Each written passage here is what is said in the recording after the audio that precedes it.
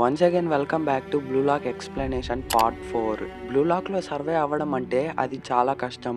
కానీ ఇసాగి ఎలాగోలా టీమ్ వీతో జరిగిన మ్యాచ్లో లాస్ట్ సెకండ్లో తన ఫార్ములాని క్రియేట్ చేసి డైరెక్ట్ షూట్తో మ్యాచ్ని గెలిపిస్తాడు. సో ఇక ఆ తర్వాత టీమ్ వి అలాగే టీమ్ జెడ్ అండ్ ఓడిపోయిన టీమ్స్లో ఉన్న టాప్ స్కోరర్స్ నెక్స్ట్ రౌండ్కి క్వాలిఫై అవుతారు. సో ఇక ఆ తర్వాత నెక్స్ట్ రౌండ్లో ఎగో వీళ్ళకి ఎలాంటి కాంపిటీషన్ని కండక్ట్ చేస్తాడో ఈ వీడియోలో చూద్దాం.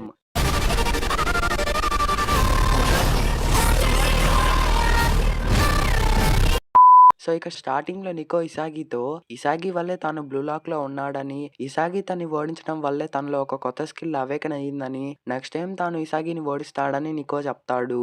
ఇసాగి తన ఛాలెంజ్‌ని యాక్సెప్ట్ చేస్తాడు. సో ఇక సెకండ్ సెలక్షన్‌కి వెళ్లే ముందు వీళ్ళింకా ట్రైనింగ్ చేయాలని ఎగో చెప్తాడు.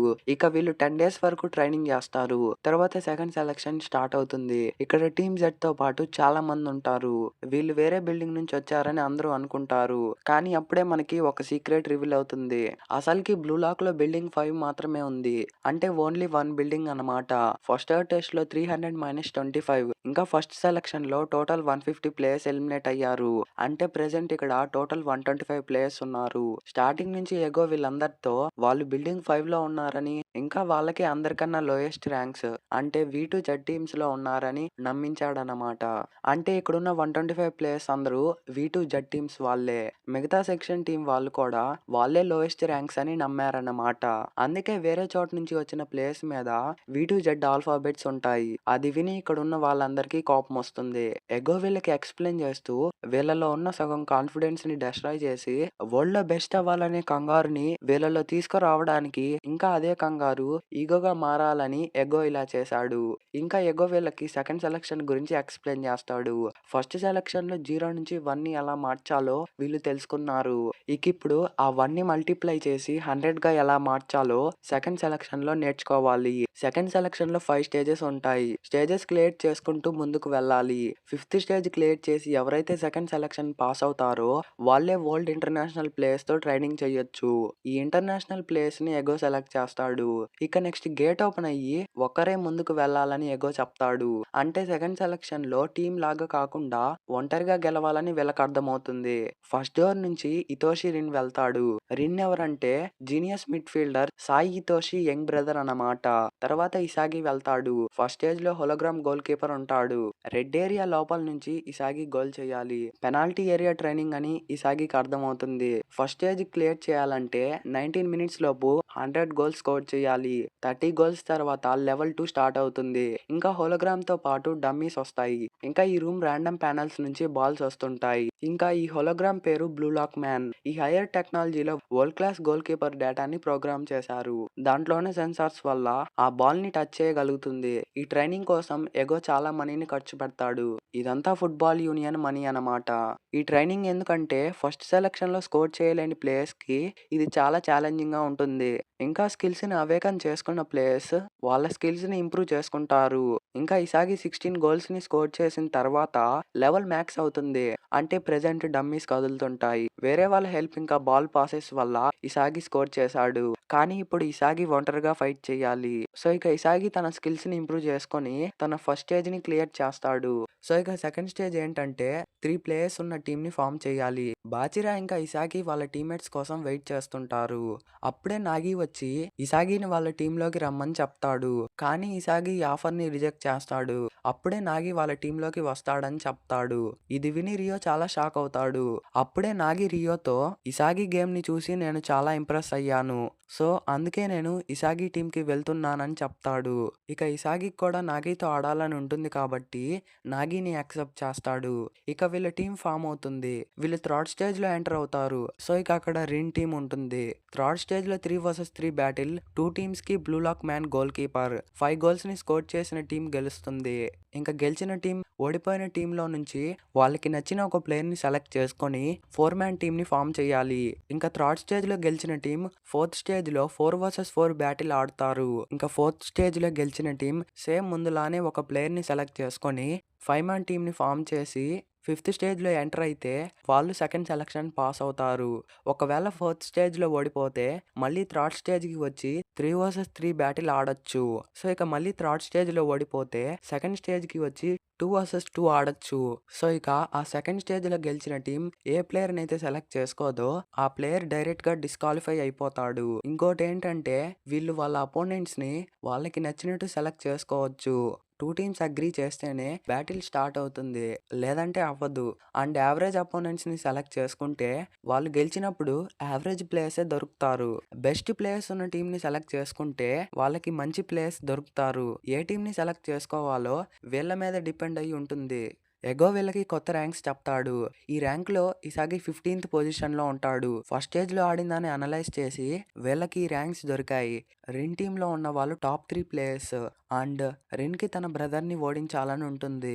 సో, ఇక రిన్ ఈగోని చూసి ఇసాగి రిన్ టీమ్‌తో ఆడాలని డిసైడ్ అవుతాడు. రిన్ కూడా దీనికి యాక్సెప్ట్ చేస్తాడు. ఇక థర్డ్ స్టేజ్ బ్యాటిల్ స్టార్ట్ అవుతుంది. Red team versus white team match start అవుతుంది.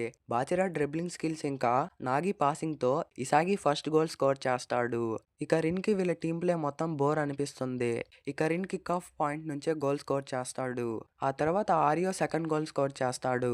ఇక ఔషి సడన్‌గా ఫైర్ అప్ అయిపోయి తన స్పీడ్ ఇంకా స్ట్రెంగ్త్‌ని యూజ్ చేసి థర్డ్ గోల్ స్కోర్ చేస్తాడు. ఇక నాగి ఒక స్ట్రాటజీని క్రియేట్ చేస్తాడు. తన స్ట్రాటజీని ఫాలో చేస్తూ ఇసాగి తన పొజిషన్‌లో వెళ్ళే లోపే రిన్‌కి వాళ్ళ స్ట్రాటజీ అర్థమయ్యి ఇసాగిని బ్లాక్ చేయడానికి వస్తాడు. ఇక బాచిరా ఇసాగికి పాస్ చేయకుండా నాగికి పాస్ చేస్తాడు. సో, నాగి తన స్కిల్‌ని యూజ్ చేసి గోల్ స్కోర్ చేస్తాడు.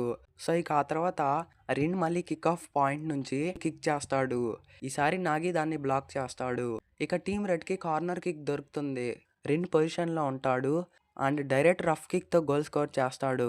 తర్వాత వీళ్ళెంత ట్రై చేసినా రిన్ వీళ్ళ అటెంప్ట్స్‌ని ఫెయిల్ చేసి ఫిఫ్త్ గోల్ స్కోర్ చేస్తాడు. ఇక టీమ్ రెడ్ మ్యాచ్ గెలుస్తుంది. రిన్‌కి ప్లేయర్స్‌ని సెలెక్ట్ చేయడంలో ఇంట్రెస్ట్ ఉండదు. సో, ఇక వీళ్ళిద్దరూ బాచిరాని సెలెక్ట్ చేస్తారు. సో, ఇక తన డ్రిబ్లింగ్ స్కిల్స్ వీళ్ళిద్దరికీ చాలా బాగా నచ్చుతాయి. బాచిరాకి ఇసాగి టీంలో ఉండాలని ఉంటుంది. కానీ ఇది రూల్ కాబట్టి బాచిరాకి వెళ్ళక తప్పదు. సో, ఇక తను వెళ్తున్నప్పుడు ఇసాగి కోసం వెయిట్ చేయడని, ఇసాగికి తాను కావాలనుకుంటే థర్డ్ స్టేజ్‌లో గెలిచి రమ్మని బాచిరా చెప్తాడు. ఇక బాచిరా ఇసాగితో తన లోపలున్న మాన్స్టర్‌ని ఫాలో అవుతాడని చెప్తాడు. ఇసాగి ఇంకా నాగి సెకండ్ స్టేజ్‌కి వస్తారు. సో, ఇక తాను ఏం చేయలేకపోయాడని ఇసాగి చాలా ఫ్రస్ట్రేషన్‌లో ఉంటాడు. నాగి తనని చీరప్ చేయడానికి ట్రై చేస్తాడు. బాచిరా లేకుండా తాను ఏం చేయలేడని నాగి చెప్తాడు. అందుకే ఇసాగి చాలా ఇరిటేట్ అయ్యుంటాడు. నాగి తనతో ఇప్పటి వరకు వాళ్ళు 11 ప్లేయర్స్‌తో ఆడారు కాబట్టి వాళ్ళకి చాలా ఈజీగా ఉండేది. కానీ ప్రెజెంట్‌లో వాళ్ళు టీమ్స్‌లో ఉన్న ఇండివిడ్యువల్ గానే ఆడాలని, ఇది 3 వర్సెస్ 3 మ్యాచ్ అయినా 1v1 సిట్యుయేషన్‌తోనే ఆడాలని నాగి చెప్తాడు. ఇసాగి కూడా దీన్ని అర్థం చేసుకుంటాడు. ఇక వీళ్ళు నెక్స్ట్ మ్యాచ్ ఆడాలంటే 24 అవర్స్ వెయిట్ చేయాలి. తర్వాత బారు ఇంకా నారుహయ్య వస్తారు. బారు బాగా ఆడినప్పటికీ తన ఇగో ఇంకా సెల్ఫిష్‌నెస్ వల్ల బారుని ఎవరూ సెలెక్ట్ చెయ్యరు. తర్వాత వీళ్ళు వెయిటింగ్ రూమ్‌లో ఉండి వాళ్ళ స్కిల్స్ గురించి మాట్లాడుకుంటారు. ఇసాగి దగ్గర direct shoot skill and Nagi దగ్గర బాల్ కంట్రోల్ స్కిల్ ఉంది కాబట్టి ఇప్పుడు వాళ్ళకి కావాల్సింది ఒక బెస్ట్ ట్రిబ్లర్. ఇంకా వీళ్ళు సెలెక్ట్ చేసుకోబోయే ప్లేయర్ వీళ్ళ స్కిల్స్‌ని అర్థం చేసుకునే ప్లేయర్ అయ్యుండాలి. తర్వాత ఇసాగి ట్రైనింగ్ చేస్తున్నప్పుడు నరుహయ్య వచ్చి వాళ్ళతో ఆడమని ఛాలెంజ్ చేస్తాడు. వాళ్ళు గేమ్‌ని గెలిస్తే కన్ఫర్మ్‌గా నాగిని సెలెక్ట్ చేసుకుంటామని నరుహయ్య చెప్తాడు. ఇక నాగి తన ఛాలెంజ్‌ని యాక్సెప్ట్ చేస్తాడు. తర్వాత నాగి ఇంకా ఇసాగి 1v1 ప్రాక్టీస్ చేస్తుంటారు. బారు దగ్గర స్పెషల్ స్కిల్ ఏంటంటే 27 మీటర్స్ నుంచి గోల్ స్కోర్ చేయగలడు. ఇంకా బారు 1v1 సిట్యుయేషన్‌లో ఎలా ఆడతాడో వీళ్ళకి తెలీదు కాబట్టి తన వీక్‌నెస్‌ని వీళ్ళు మ్యాచ్‌లోనే కనిపెట్టాలి. సో, ఇక ఆ తర్వాత వీళ్ళ 2 వర్సెస్ 2 మ్యాచ్ స్టార్ట్ అవుతుంది. ఈసారి బారు 29 మీటర్స్ నుంచి గోల్ స్కోర్ చేస్తాడు. తర్వాత నాగికి బారు వీక్‌నెస్ తెలుస్తుంది. నాగి తన బాల్ కంట్రోల్ స్కిల్‌ని యూజ్ చేసి స్కోర్‌ని ఈక్వల్ చేస్తాడు. ఇక మళ్ళీ సెకండ్ గోల్ స్కోర్ చేస్తాడు. ఇది చూసి బారుకి చాలా కోపం వస్తుంది. సో, ఇక తాను కిక్ ఆఫ్ పాయింట్ నుంచే గోల్ అటెంప్ట్ చేస్తాడు. కానీ అది ఫెయిల్ అవుతుంది. అప్పుడే నారుహయ్య బాల్‌ని తీసుకొని బారుకి పాస్ ఇస్తాడు.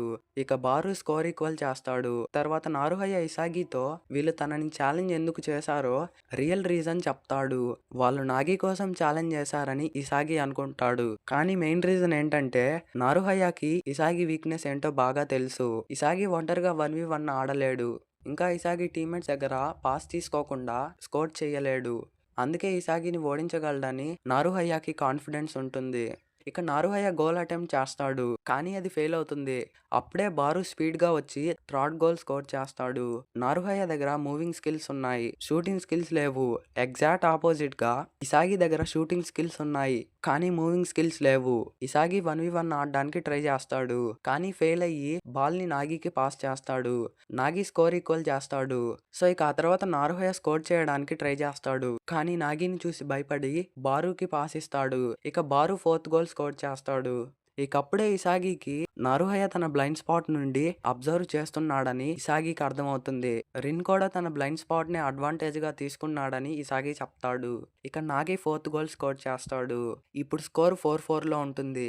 ఇక మనం నారుహయ పాస్ట్ ని చూస్తాం. నారుహయకి చాలా సిబ్లింగ్స్ ఉంటారు. తన పేరెంట్స్ యాక్సిడెంట్ లో చనిపోవడం వల్ల తన సిస్టర్ వర్క్ చేస్తుంటుంది. వీళ్ళకి ఫైనాన్షియల్లీ అంత సపోర్ట్ ఉండదు. తన ఫ్యామిలీ కండిషన్ ని చూసి నారుహయకి ఒక టాప్ ఫుట్బాల్ ప్లేయర్ అయ్యి ఫుల్ గా మనీని సంపాదించి తన ఫ్యామిలీకి లగ్జరీ లైఫ్ ఇవ్వాలని నారుహయకి డ్రీమ్ ఉంటుంది. బ్లూ లాక్ కి వచ్చినప్పుడు తన ఫ్యామిలీ తనకి ఒక లక్కీ చామ్ ఇస్తుంది. ప్రెసెంట్ టైమ్ లో దాన్ని నారుహయ చూస్తుంటాడు. తర్వాత నారుహయ మళ్ళీ స్కోర్ చేయడానికి ఫెయిల్ అవుతాడు. ఇక ఇసాగి బారు బ్లైండ్ స్పాట్ ని యూస్ చేసి ఫైనల్ గోల్ స్కోర్ చేస్తాడు. ఇక దీంతో టీం వైట్ మ్యాచ్ గెలుస్తుంది.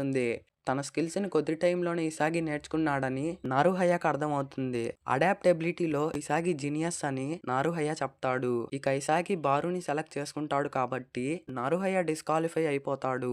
చాలా బాధతో బయటకు వెళ్తాడు.